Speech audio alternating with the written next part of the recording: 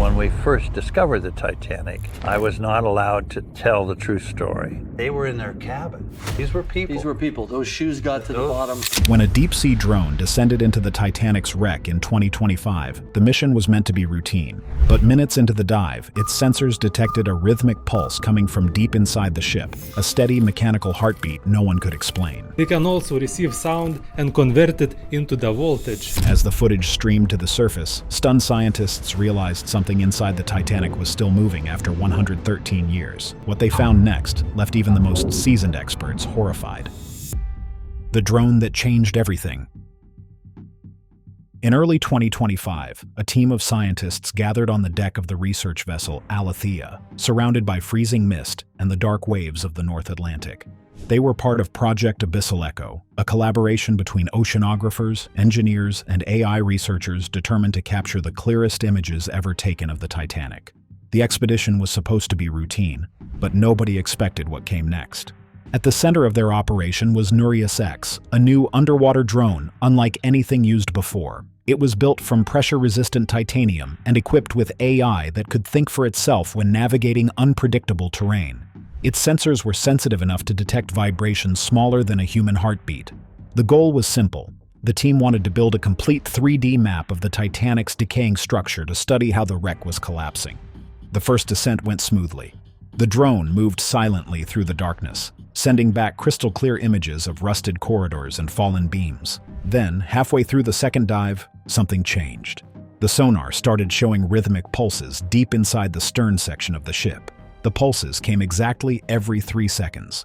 At first, the control room assumed it was background noise, or a reflection of the drone's own signal.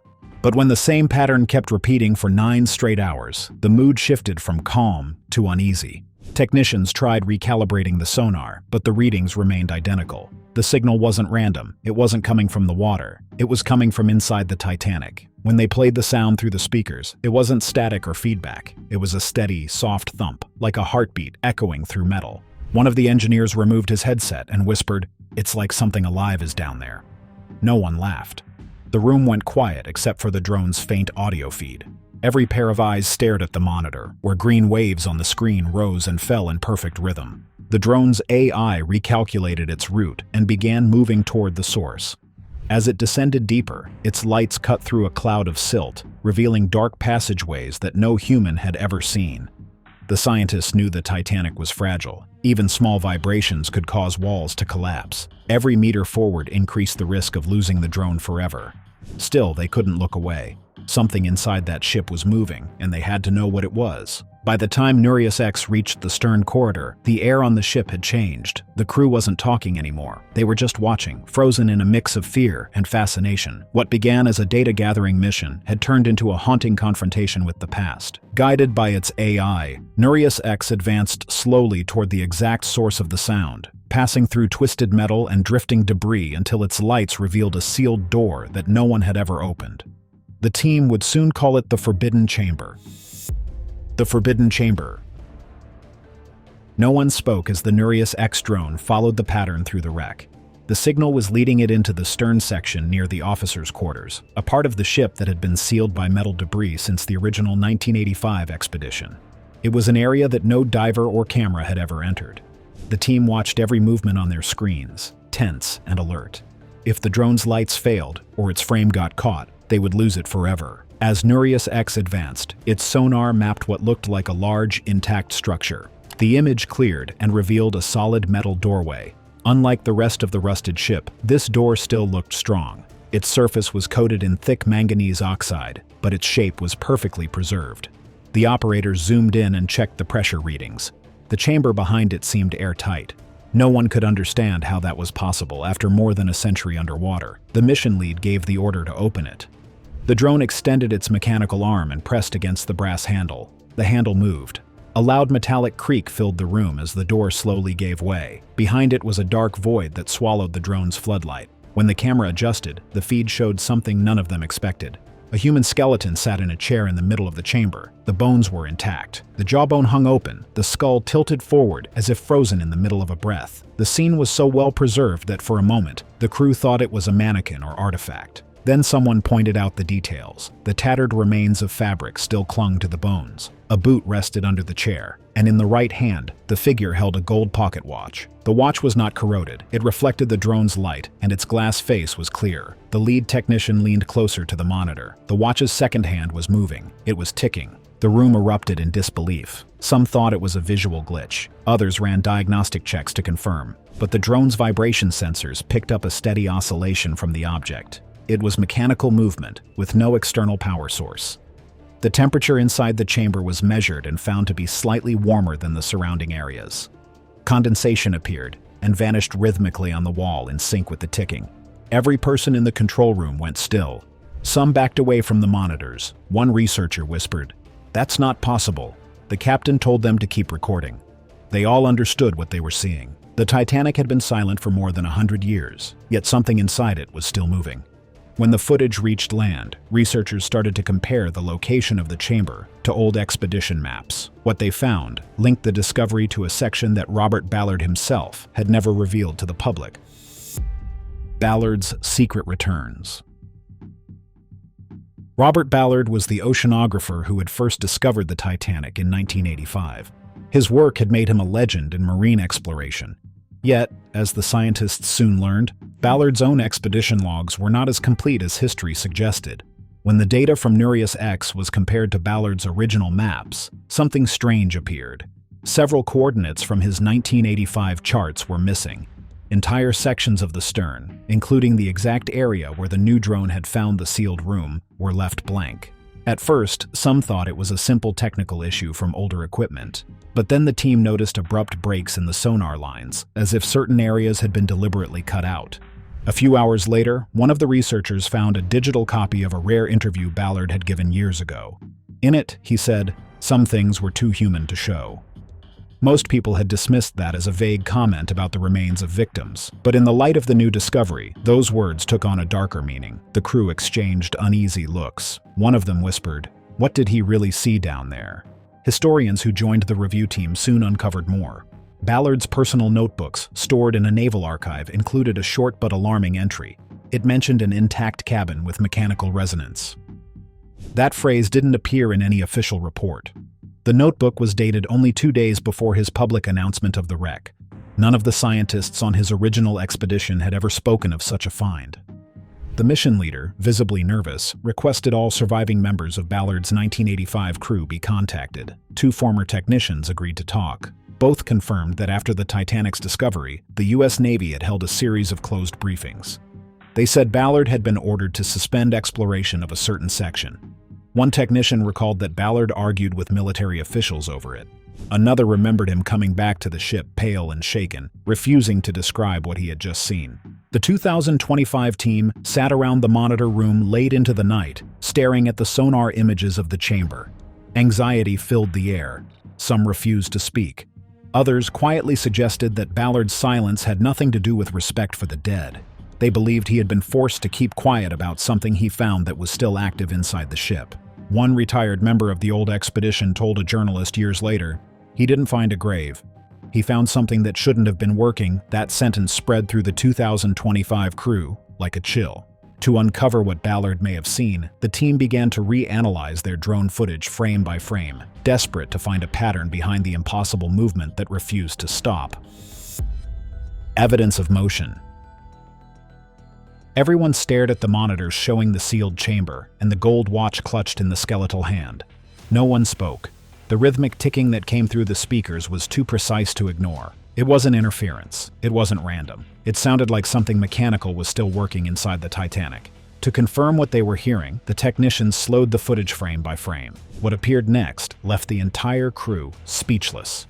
The internal balance wheel of the watch was moving back and forth in perfect rhythm. It wasn't a trick of the light or distortion from the camera. It was mechanical oscillation, the same type used in 19th century marine chronometers to keep precise time at sea. The motion followed an exact mathematical pattern, steady and consistent. The lead engineer explained that for a watch to move like that, it would need either a constant power source or an ongoing chemical reaction. Neither was possible at that depth. There was no oxygen, no battery, and no sunlight. Everything should have corroded decades ago. Yet, the watch was ticking as if it had been wound yesterday. The team replayed the section multiple times. Each time, the same pattern appeared. The reaction on board changed from fascination to fear. Several crew members whispered that they didn't want to look anymore. Scientists immediately started proposing explanations. The first idea was that a sealed chemical process inside the chamber was generating enough energy to move the mechanism. The heat difference between the air pocket and the surrounding water could create slow thermal expansion that mimicked clock movement. Another theory suggested the watch might be reacting to weak magnetic currents still present in the ship's iron hull. Even after a century, the Titanic's metal structure still held traces of magnetism from the Earth's field, which could affect delicate metallic parts in small, periodic motions. A third explanation focused on the bacteria known as Halomonas titanici. These microorganisms feed on iron and create expanding and contracting rust formations called rusticles. They grow in cycles, and their movements can produce gentle vibrations. Some experts suggested that colonies of this bacteria might be living on the inner parts of the watch, causing the steady back-and-forth motion that looked like a working timepiece. The footage analysis continued late into the night. While examining the audio recordings, one of the sound engineers noticed something else. There was a low-frequency hum that followed the same pattern as the ticking. It wasn't just mechanical, it sounded like a pulse. When the drone performed another sonar sweep, the sound shifted slightly in tone, almost as if it were responding to the signal. That small change caused panic in the control room. The sonar operator took off his headset and said his ears were ringing. Another technician claimed she heard faint clicking noises underneath the pulse, like a response from inside the wreck. The mission leader ordered a full systems check to make sure no one was hallucinating from fatigue or stress. Everything came back normal. The readings were real. The scientists could not agree on what they were witnessing. Some believed it was simply resonance, a harmless vibration caused by overlapping frequencies. Others were convinced it was evidence that a self-contained mechanism inside the ship was still active. No one dared to make a final conclusion. The silence in the room returned, heavier than before. Every eye stayed locked on the screen as the watch continued to tick, one beat at a time. The feeling among the crew shifted from curiosity to dread. Whatever was moving inside the Titanic had been doing so for more than a century, and no one could explain how or why. The desperate search for answers pushed the investigators to reopen Robert Ballard's archived data from 1985, hoping that somewhere in those forgotten files there might be a record of the same impossible motion. Ballard's hidden files. A group of investigative journalists had reached out to the expedition with shocking information about Robert Ballard's 1985 mission. The scientists gathered around to listen as the message was read aloud. The documents were recently declassified by the United States Navy. They revealed that Ballard's famous discovery of the Titanic had been a secondary mission. The main objective had been to locate and inspect two nuclear submarines that had sunk during the Cold War. The Titanic expedition had been used as a public cover. No one on the Alethea spoke for several minutes. The idea that the original discovery had been part of a classified operation stunned them. Among the documents were references to anomalous signal returns recorded near the Titanic wreck during Ballard's mission. Those records had been blacked out for decades. The newly released files confirmed that the signals were real but offered no explanation. They were listed as unresolved data anomalies. That phrase alone made the current team uneasy. The leader of the 2025 mission realized that the same rhythmic motion their drone had detected might not be new. It might have been noticed 40 years earlier and hidden from the public. Two former technicians from Ballard's original crew agreed to speak with a journalist under anonymity. Both described moments during the 1985 expedition when photographs and sonar recordings were taken away by naval officers. One of them recalled hearing Ballard arguing with a Navy representative in a closed meeting. When asked later about it, Ballard had only said, "It is better not to open every door." The new team studied the documents line by line. In one heavily censored memo, a single surviving sentence read, "Non-geological vibration source detected in wreck cavity." Those words sent chills through the control room. Every scientist knew exactly what that meant. A vibration source that was not geological meant it wasn't from movement of rock or the seafloor. It was something mechanical, something made by human hands, and it was inside the Titanic. Some researchers on board began to suspect that Ballard's crew had discovered the same motion, but were ordered to suppress it. Others believed the Navy may have mistaken the anomaly for an active Cold War device, perhaps a signal beacon or surveillance equipment that had somehow been lost on the ocean floor. Either explanation suggested that the truth had been buried for national security reasons. As the story spread, conspiracy theorists seized on the new evidence. They claimed the Titanic had been carrying a secret cargo disguised as luxury goods. Online forums exploded with speculation that a prototype energy source or advanced navigation system had been on board and was still partially functional. The Alethea's team avoided commenting publicly, but in private, they were shaken. The possibility that the wreck housed an undisclosed technology changed everything they thought they knew about the disaster. Late that night, the mission leader called for another review of the drone footage. The scientists were tense and quiet, their faces lit by the cold glow of the monitors. Every few seconds, the same mechanical rhythm appeared on the screen. No one could explain how it was still active, but now they understood why Ballard had gone silent. The truth had been there all along, buried under layers of secrecy. Modern imaging soon revealed that the object held by the skeletal figure was not a simple watch after all. It was far more complex than anyone had imagined. The object in the hand. The moment the new scan loaded, the entire control room went silent. The image was sharper than anything they had seen before. The gold watch in the skeleton's hand was not a simple timepiece. The AI system DeepScan X had analyzed every pixel of the footage, rebuilding the image with incredible precision. What everyone had once thought was corrosion on the armrest of the chair now looked intentional. Thin metallic wires extended from the watch into the armrest, forming a pattern that was too even and too symmetrical to be decay. The lead engineer leaned forward, staring at the screen. "Those aren't cracks," he said quietly. "Those are circuits." The team zoomed in. The fine lines embedded in the metal weren't random. They were aligned with mathematical precision, resembling a primitive circuit layout. The realization made the room tense. Whatever this device was, it was far beyond the level of technology expected on a ship built in 1912. To be sure, metallurgists were called in to examine the footage frame by frame. After several hours, they concluded that the structure resembled a prototype navigational chronometer, a mechanical timekeeping device once used to measure longitude at sea. However, this one appeared enhanced with an early form of electrical resonance, which is the ability of a system to vibrate at a specific frequency. Modern atomic clocks use resonance to stay perfectly synchronized, but that technology did not exist at the time the Titanic sailed. The room filled with uneasy murmurs. Someone muttered, "How could this even be possible?" The readings became even stranger when the engineers measured the electromagnetic output. The device was emitting a weak but steady signal. It wasn't random static. It was patterned, rhythmic, and continuous. It never faded or fluctuated, even when the drone changed position. The first assumption was interference from the drone itself, but the sensors proved otherwise. The signal was coming directly from the object. The data showed it had been active the entire time the drone was inside the chamber. To confirm its origin, forensic historians checked the Titanic's cargo manifests. The lists mentioned luxury goods, navigation tools, and electrical equipment, but nothing resembling an experimental chronometer with wiring or electrical components. That absence made the discovery more disturbing. Whatever this thing was, it wasn't supposed to be there.